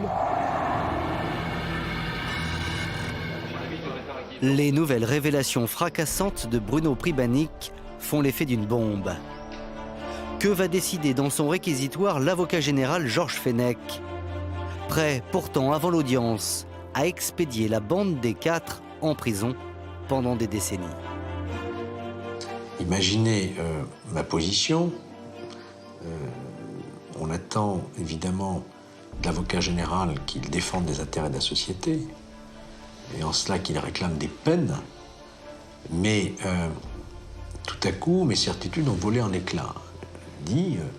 J'acquiers la conviction, la certitude que Thierry Marot et Félix Michel ont été mis en cause délibérément et à tort, et j'ai demandé très clairement leur acquittement, ce qui effectivement est une position extrêmement rare du côté du siège du ministère public. En revanche, pour Pascal Spiteri, il n'y a aucun doute. L'avocat général réclame 30 ans et il interpelle l'accusé. Vous êtes l'auteur, vous aviez le mobile, vous aviez les moyens de commettre ce double assassinat.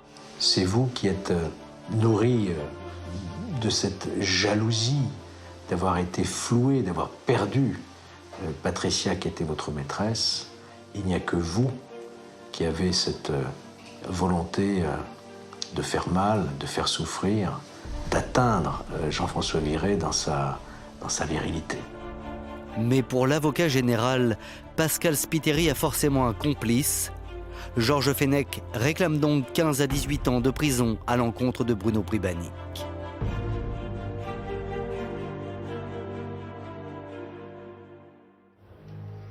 Le 2 juillet 1999, le verdict tombe. Marot est acquitté, Félix est acquitté.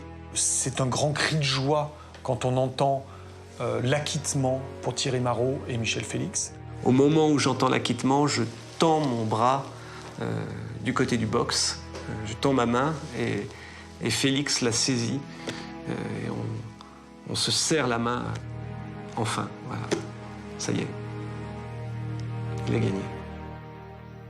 Pascal Spiteri, lui, est condamné à 30 ans de réclusion criminelle avec 20 ans de sûreté. Reste le cas de Bruno Pribanik.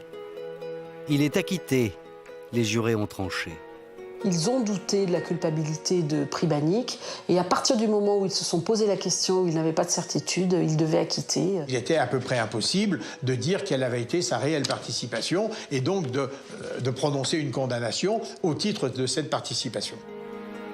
Michel Félix et Thierry Marot, accusés à tort d'un double crime odieux, retrouvent enfin le chemin de la liberté. Le tribunal, pour moi, il a fait son travail correctement. Un bon président et puis l'avocat général et tout ça, ça a été formidable. Alors, je tiens à dire quelque chose. J'en veux pas, monsieur Pribanik. Il a été manipulé, on s'est servi de lui. Alors, pour moi, c'est un simple d'esprit. Ça a toujours été un ami avant qui m'accuse. J'avais pas bien compris pourquoi il m'accusait. Maintenant, j'ai compris qu'il a été manipulé, qu'il a été mis en menace de mort. Il me l'a dit en sortant du box.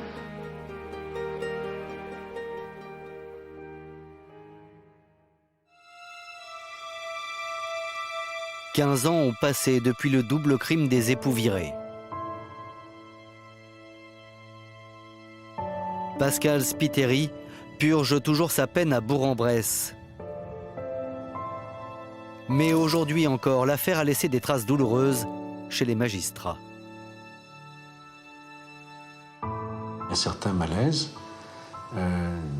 du fait qu'on se dit que l'institution judiciaire n'avait pas fonctionné pendant l'instruction comme elle aurait dû fonctionner et qu'on avait vraiment frôlé la catastrophe.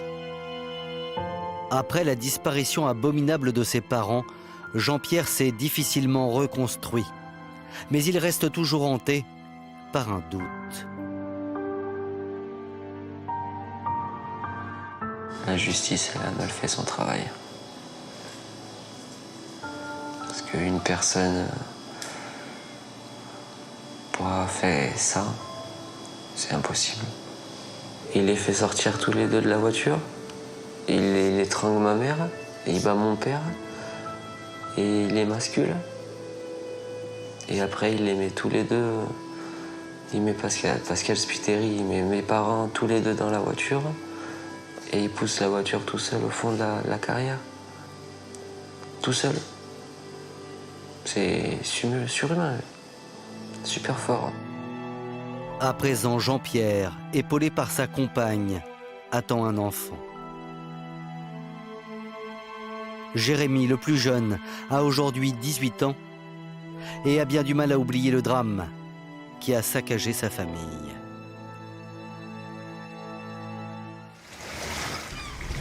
Même en promenade sur les bords du lac Léman, Valerio ne quitte pas son téléphone portable.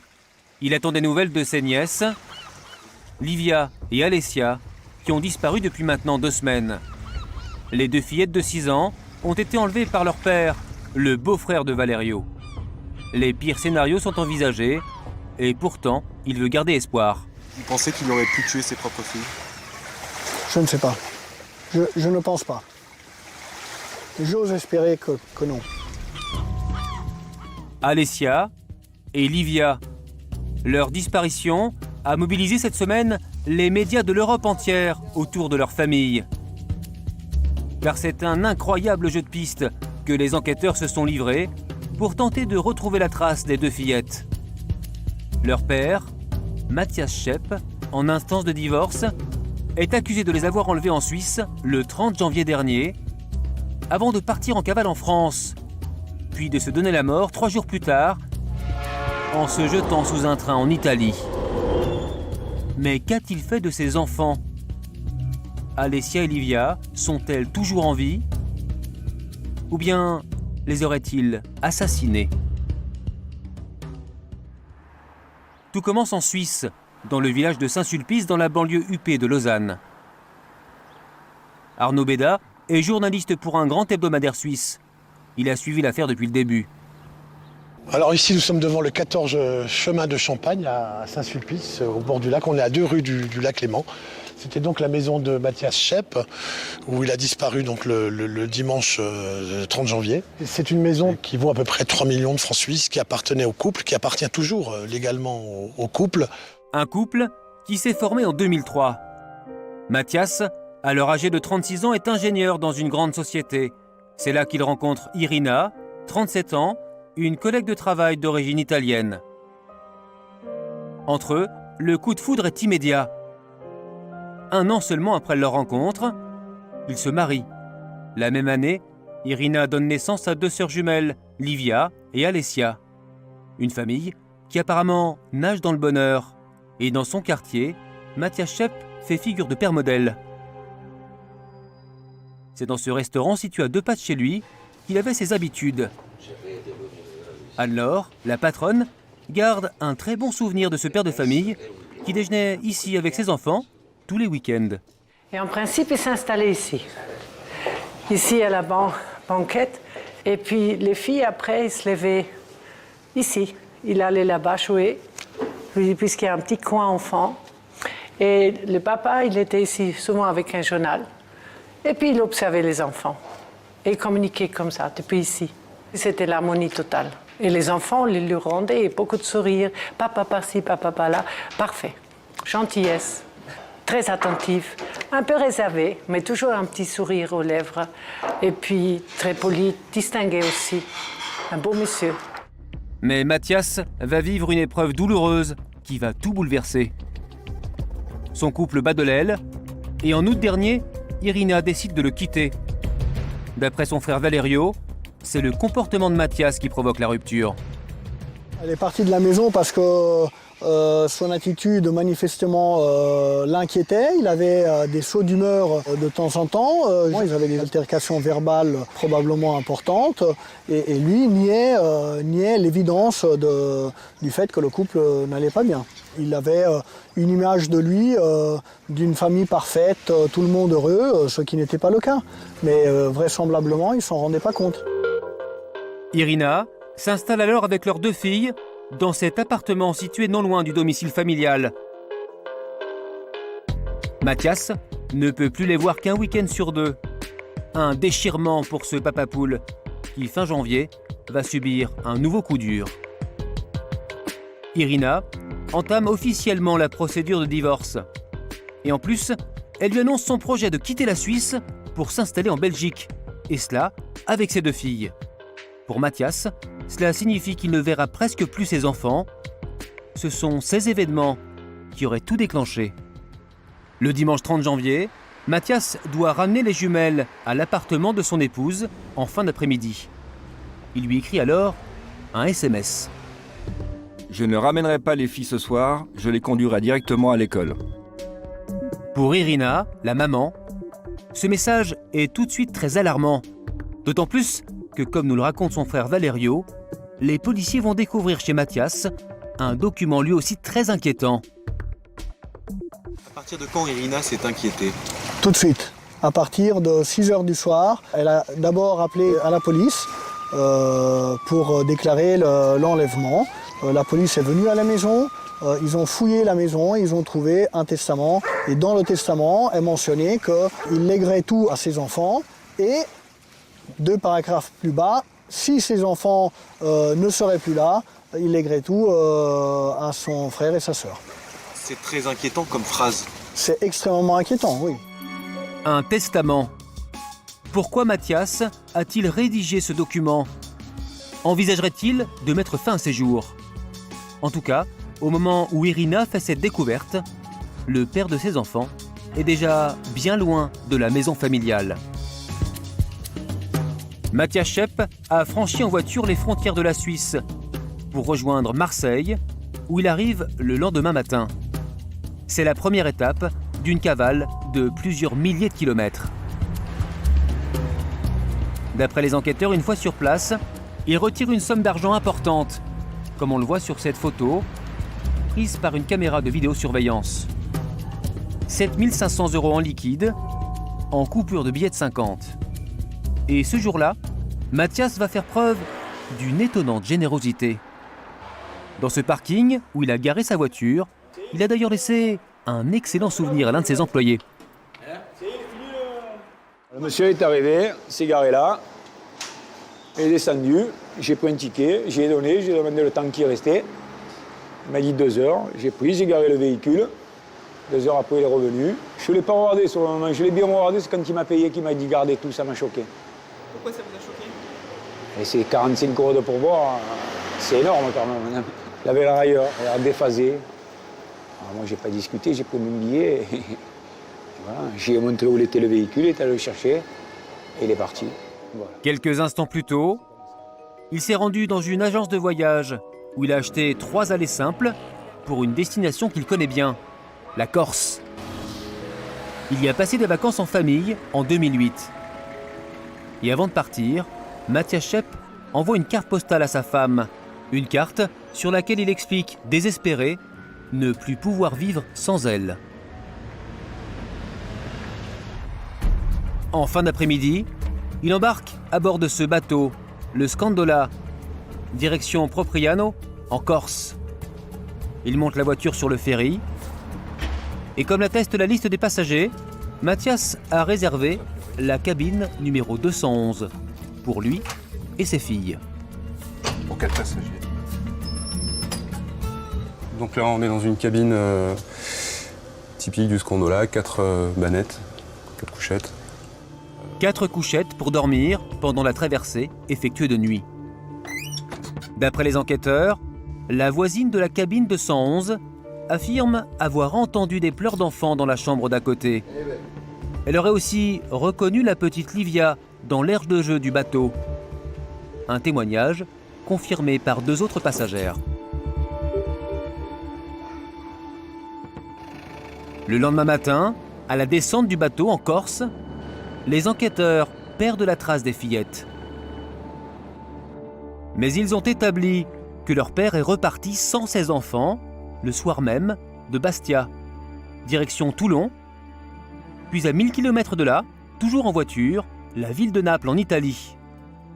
Un autre lieu où il aurait passé des vacances en famille il y a quelques années. Le 3 février, vers 13h, Mathias s'arrête manger dans cette petite pizzeria. Ce sera son dernier repas. Le propriétaire des lieux, Fernandino Trotta, se souvient bien de ce client venu manger seul ce jour-là. Il est arrivé et il s'est dirigé au fond de la salle. Il a tout regardé, les tables, puis il est revenu en arrière et s'est assis ici. Il a commandé un plat de charcuterie, une pizza et une bouteille d'eau plate. Le patron est seulement troublé par un détail dans le comportement de Mathias Schepp. La seule chose étrange, finalement, c'est qu'il y avait 4 adultes et 4 enfants à côté de lui. Et lui, il n'a jamais regardé les enfants. Durant la demi-heure où il a été à leur côté, les enfants ont fait beaucoup de bazar. Et lui, il est resté là, immobile, froid, les yeux dans le vague. L'après-midi même, il effectue la dernière étape de son périple qui va s'avérer macabre. Il se rend à Cerignola, 200 km de là.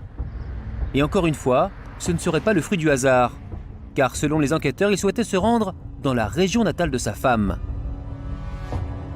De là, il lui poste plusieurs lettres.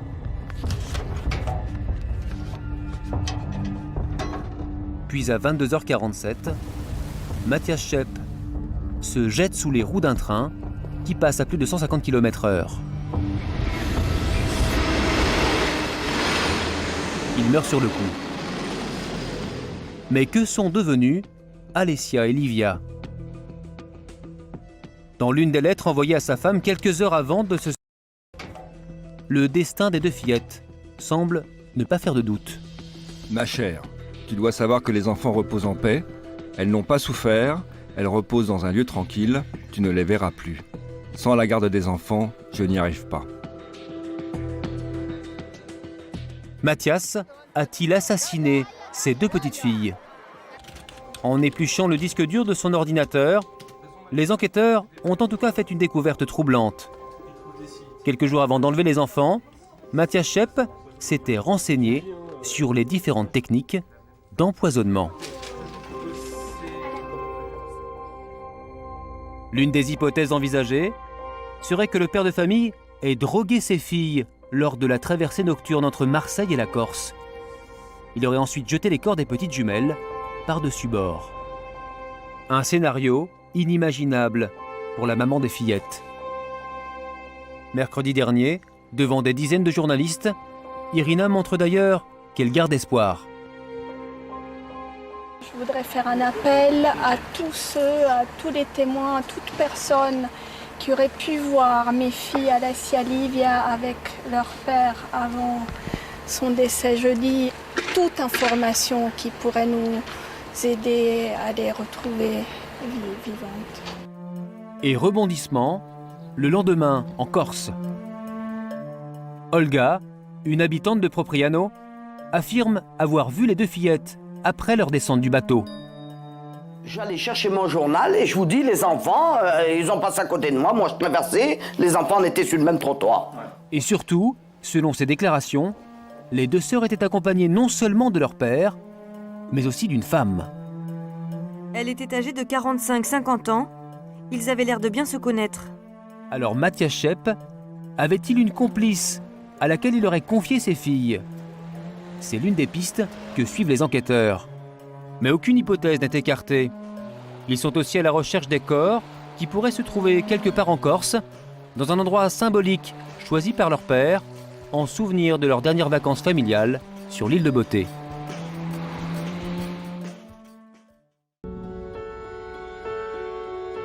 Jean-Michel Bouvier est un père meurtri depuis la perte de sa fille Cassandre, sauvagement assassiné à l'âge de 29 ans, à l'autre bout du monde, en Argentine. Cassandre est là.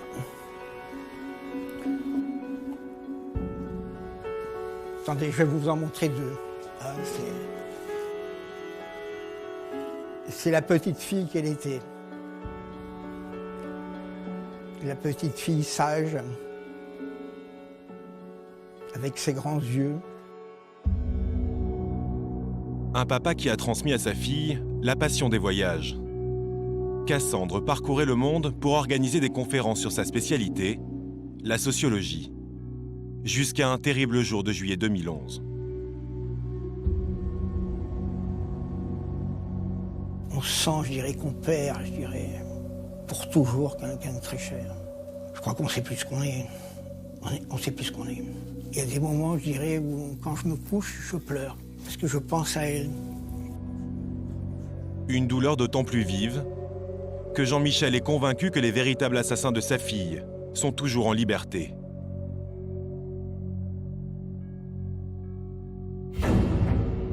Salta, au nord-ouest de l'Argentine. Nous sommes le 15 juillet 2011. Et voici la version officielle de la police locale. Cassandre Bouvier et son ami Ouria Moumni, deux jeunes Françaises en vacances, randonnent dans ce parc naturel qui domine la ville. Arrivées au sommet, elles font une mauvaise rencontre. Plusieurs hommes les agressent. Cassandre est violée à de nombreuses reprises. Puis les deux femmes sont violemment battues avant d'être exécutées par arme à feu. Leurs corps mutilés ne seront retrouvés que 2 semaines plus tard. Un fait divers tragique qui horrifie en France comme en Argentine. Au terme d'une enquête rapidement menée par la police locale, 2 suspects sont arrêtés et emprisonnés. Voici les visages de ceux qui auraient commis ce crime atroce. Le premier, Gustavo Lassi, un guide de randonnée occasionnel, va avouer les meurtres et désigner comme son complice un paysan pauvre et sans histoire, Clemente Vera. Mais pour de nombreux habitants de cette province, Clemente Vera est innocent et Gustavo Lassi protégerait d'autres coupables, des notables de Salta. Peuple de Salta, vous devez vous lever et exiger que justice soit faite pour Cassandre et Ouria. C'est la loi du silence ici à Salta. Si tu vois quelque chose ou si tu entends quelque chose, tu te tais. Ici, il faut être aveugle, sourd et muet. Loin des campagnes pauvres où vivaient les 2 condamnés, notre enquête va nous mener dans le quartier le plus chic de la ville, où notre présence dérange.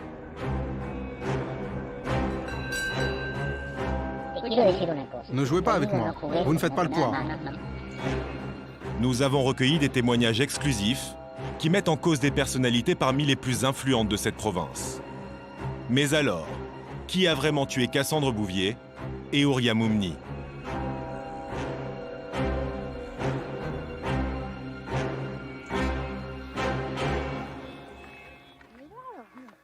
Au cœur de la réserve, à quelques centaines de mètres du lieu où les Françaises ont été retrouvées, c'est ici que vivent les parents de Clemente Vera, l'un des 2 condamnés. Depuis que leur fils est incarcéré, ils n'ont plus le choix. Pour survivre, à près de 80 ans, ils doivent s'occuper seuls de leur terre. Comme il n'est pas là, moi je ne peux plus m'occuper des animaux. Parce qu'il faut aller les chercher jusqu'à là-bas. Et moi, je suis trop fatigué.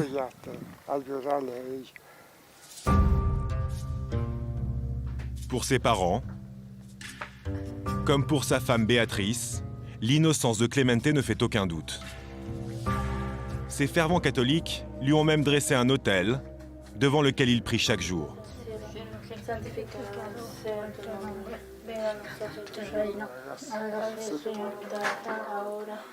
Ses seuls torts, selon eux, vivre à proximité de la scène de crime et être de conditions modestes, bien incapables de se défendre.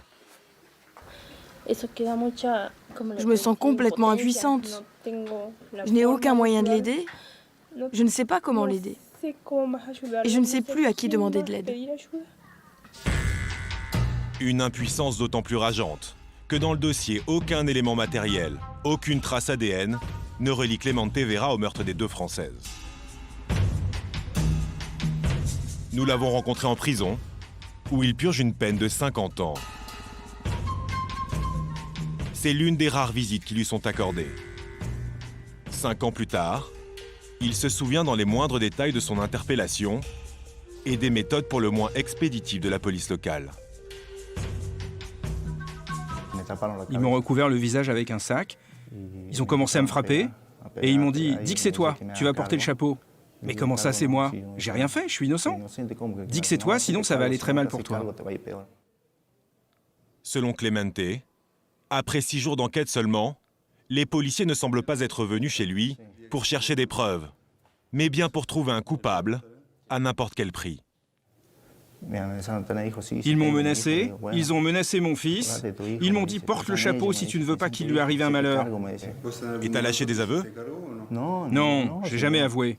Comment veux-tu que j'avoue quelque chose que je n'ai pas fait?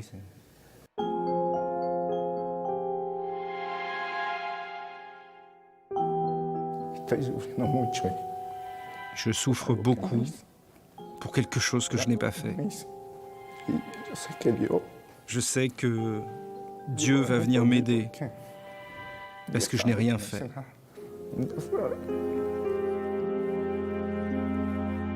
Dans cette affaire, dès le départ, les méthodes de la police locale, pilotées par le juge en charge de l'instruction, soulèvent bien des questions.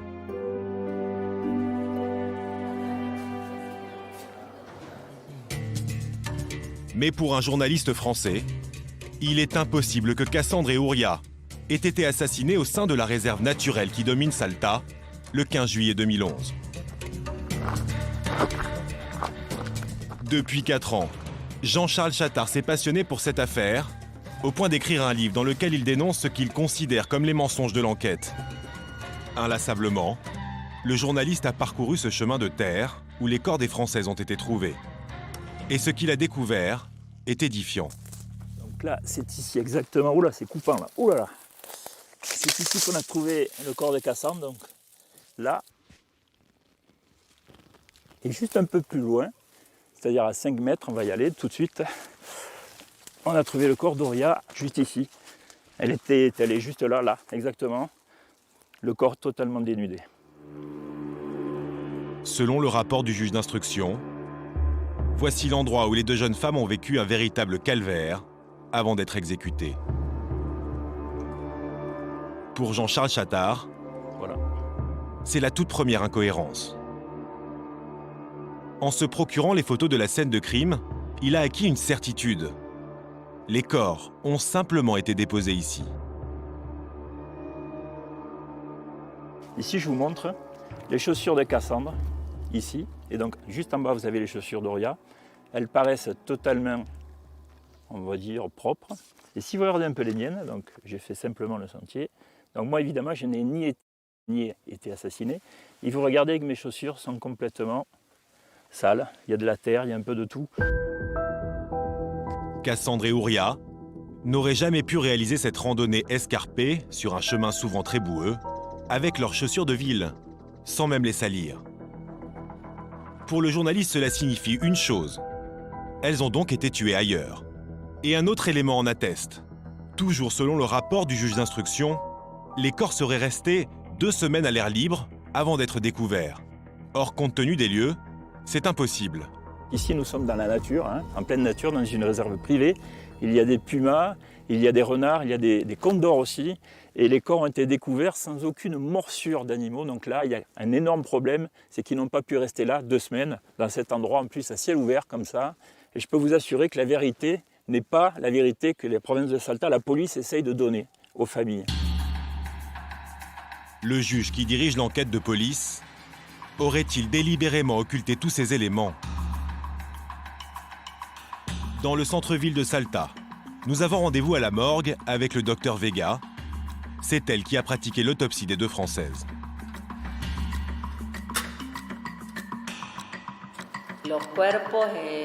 Lorsque les corps sont arrivés, on a remarqué qu'ils n'avaient pas d'odeur. Et quand on commence l'autopsie, on remarque tout de suite cette tache verte, ce qui nous permet de dater avec précision le décès. Ce qui veut dire? Ça veut dire qu'elles sont décédées 3 à 5 jours maximum avant l'arrivée des corps.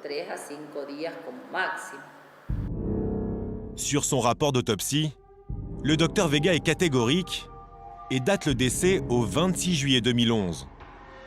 Mais étonnamment, dans ses conclusions, le juge en charge de l'enquête modifie cette date et inscrit le 15 juillet.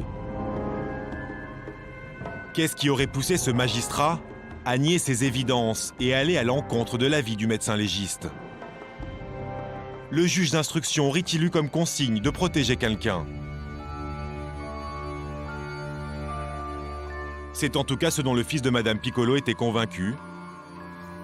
Et c'est peut-être ce qui lui a coûté la vie. Ça, c'est mon fils, Nestor Piccolo. C'était le chef de la brigade. Ils disent qu'il s'est... Mais en fait, il a été assassiné. Le commissaire Piccolo est décédé dans des circonstances mystérieuses 4 mois après le début de l'enquête. Une balle dans la tête, mais sans poudre sur les mains, cela ressemble plus à une exécution. Juste avant sa mort, il travaillait sur une toute nouvelle piste. Selon lui, Clemente Vera était bien innocent, et Gustavo Lassi n'était que l'homme de main des vrais coupables, des notables de la ville. Des accusations qui semblaient déranger sa hiérarchie, à commencer par le juge d'instruction. Il demandait au juge qu'il enquête sur une personne précise, d'un quartier chic. Et le juge n'a jamais enquêté. C'était qui cette personne? Je ne peux pas le dire. Et sans donner le nom, c'est quel genre de personne? Une personne qui vit dans le grand luxe et qui ne travaille pas. Le message est clair. À Salta, des personnes ne veulent pas que la lumière soit faite sur la mort des deux Françaises.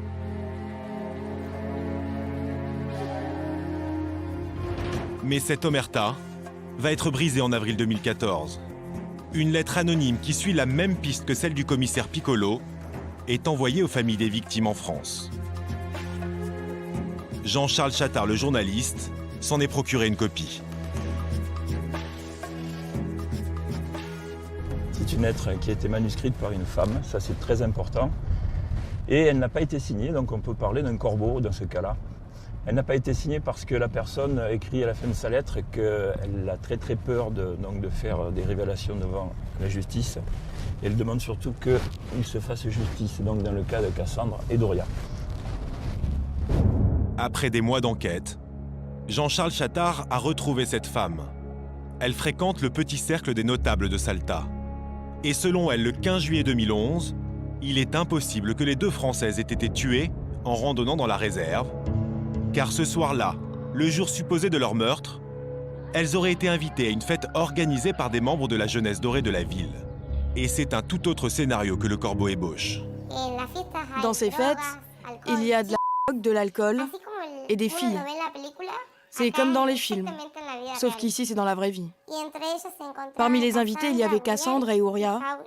Elles ont été vues au bord de la piscine. Au fil de la soirée, certains participants se seraient montrés de plus en plus entreprenants avec les deux Françaises. Les filles sont alors emmenées à l'intérieur, dans la maison, avec l'objectif d'avoir des relations sexuelles avec elles. C'est à ce moment-là que la fête aurait mal tourné. Il est 3 heures du matin. Plus personne ne reverra les deux filles vivantes. Pour moi, ce qu'il s'est passé, c'est qu'ils ont été trop loin. Ils étaient drogués et ils avaient l'intention de coucher avec l'une des Françaises. Mais comme elle n'a pas voulu, Ça a dérapé. Et comme l'autre Française a vu ce qui s'était passé, qu'est-ce qui est plus facile? Tuer les deux. Comme ça, personne ne saura jamais la vérité. Selon elle, les Françaises n'auraient pas été tuées le soir même. Elles auraient été séquestrées et violentées pendant plusieurs jours avant d'être finalement exécutées. Et la jeune femme affirme savoir précisément où s'est déroulé le drame, une villa du quartier le plus chic de la ville, Buena Vista. Donc les personnes qui vivent ici sont des gens très très haut placés. Il y a des députés, des ministres et des étrangers qui ont beaucoup d'argent. À peine arrivés, nous croisons le voisin de la maison où les faits se seraient déroulés. Vous ne filmez pas là? Vous ne filmez pas? Il faut demander l'autorisation. Nos questions sur la mort des deux Françaises vont rapidement faire monter le ton. Faites pas n'importe quoi. Vous ne faites pas le poids. Écoutez, je vous dis un truc. Ne jouez pas avec moi. C'est clair? Malgré le ton menaçant, Jean-Charles Chattard décide tout de même de se rendre dans la villa où les Françaises auraient été séquestrées puis tuées. Elle n'est pas occupée, car elle serait habituellement en location, notamment pour des fêtes privées.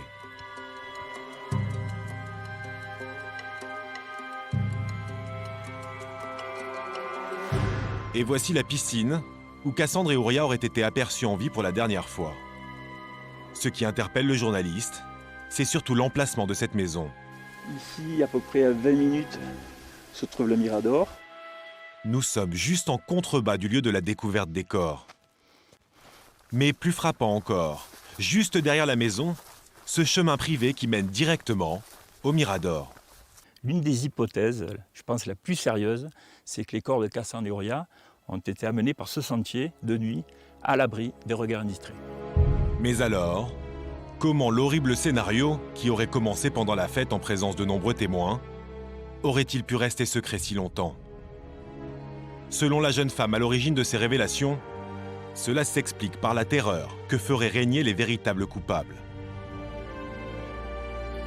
Cette fête a été organisée par le fils d'un député de la région. C'est lui qui est à l'origine de tout. L'une des filles a essayé de s'échapper et c'est lui qui l'a frappée violemment. Cet homme, il est toujours en train de dire « Je suis le fils d'eux et vous ne pouvez rien faire contre moi, rien ». Selon elle, 2 autres fils d'hommes politiques auraient participé aux agressions, puis au meurtre des 2 Françaises. Comme ce sont des fils de gens importants, des fils de députés, de membres du gouvernement, ils ont voulu couvrir tout ça pour éviter que ça se sache.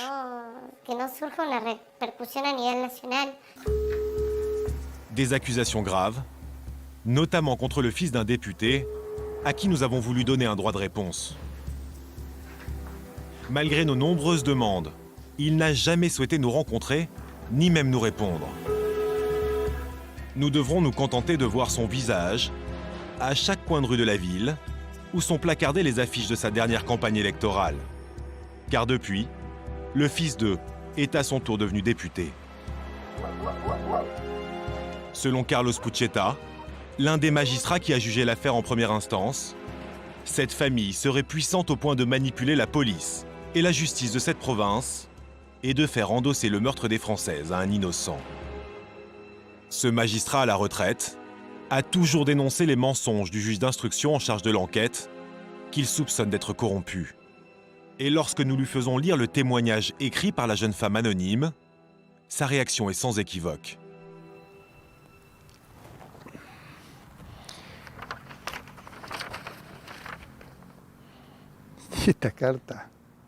Cette lettre, elle dit tout. Tout ce que j'ai toujours essayé de dire.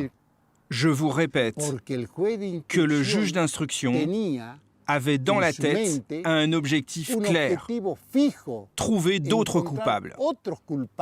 Je peux vous assurer avec certitude que notre justice n'est pas indépendante. Elle n'est pas indépendante. En France, les familles des victimes n'attendent plus rien de cette justice. Il y a 3 ans, Jean-Michel, le père de Cassandre, a fait réaliser une contre-expertise ADN sur le corps de sa fille. Aucune trace de Clemente Vera. Le profil de Gustavo Lassi, lui, est bien présent. Mais l'analyse fait aussi apparaître 2 autres ADN masculins non identifiés. Alors, qui sont ces 2 hommes qu'il refuse de dénoncer? Et quel a été le véritable rôle de Gustavo Lassi? La justice argentine n'a jusqu'à aujourd'hui jamais donné suite. Nous avons souhaité rencontrer celui qui semble détenir les clés de cette affaire. Mais l'homme est condamné au silence, placé à l'isolement. Toutes nos demandes de visite ont été refusées. À Salta, en contrebas de cette montagne maudite, la colère gronde. Chaque semaine, ils sont des centaines à manifester à la mémoire de Cassandre et Uria, victimes de l'impunité des puissants, comme Béatrice, la femme de Clemente Vera.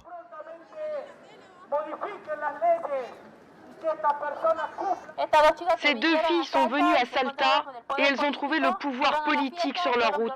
Elles sont allées à une fête et elles ont été et assassinées. Ils accusent mon mari qui ne les a jamais vues ni connues. Pour notre fils, nous avons besoin de justice.